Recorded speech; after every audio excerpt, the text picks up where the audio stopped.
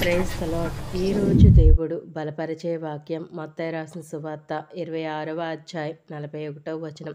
మీరు శోధనలు ప్రవేశించకుండానట్లు మెలకువగా ఉండి ప్రార్థన చెయ్యుడి. అవునండి, దేవుడి సమయమందు తన చక్కని వాక్కు ద్వారా మనందరితో మాట్లాడుచున్న మాట.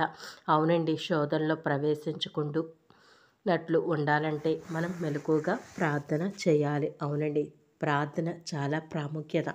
ప్రార్థన మనల్ని దేవునికి దగ్గరగా చేస్తుంది. అటువంటి ప్రార్థన మనం నిర్లక్ష్యంగా ఉండకుండానట్లు ప్రార్థనలో ఎక్కువగా మనం ప్రార్థనలో గడిపితే కనుక ఎటువంటి శోధనలో ప్రవేశించమని యేసయ్య సెలవిస్తున్నారండి.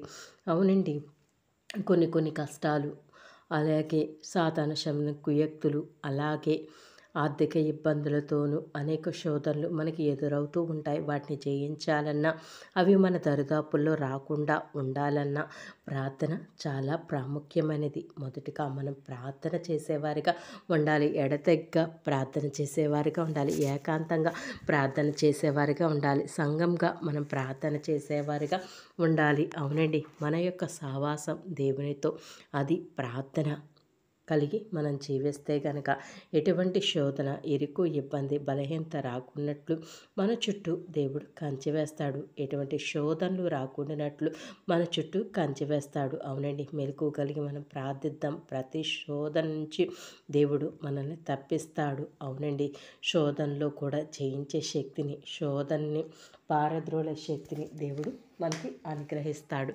అవునండి, మనం మెలకువ కలిగి ప్రార్థిద్దాం, దేవుని స్తుతిద్దాం. దేవుడి కృప అందరికీ దయచేయను గాక. ఆమేన్. ప్రార్థన. యేసయ్యా, నీకే స్తుతులు స్తోత్రాలయం. శోధనలో ప్రవేశించకుండానట్లు మెలకువ కలిగి ప్రార్థించబడిన తండ్రి, అటువంటి మెలకువని మాలో ఉన్న ప్రతి ఒక్కరికి మెలకువను దయచేసయ్యా. నా తండ్రి ప్రవ్వ, ఎడతెగక ప్రార్థించడానికి సంఘ ప్రార్థన, సహవాస ప్రార్థన, ఏకాంత ప్రార్థన, వ్యక్తిగత ప్రార్థన మేము చేయడానికి నీ కృపను మాకు దయచేసి నీ పరిశుద్ధాత్మ సహాయంతో ప్రార్థనా శక్తిని దయచేయమని యేసుక్రీస్తు పుణ్యనామంలో అడిగి వేడుకుంటున్నాము తండ్రి. ఆమేన్.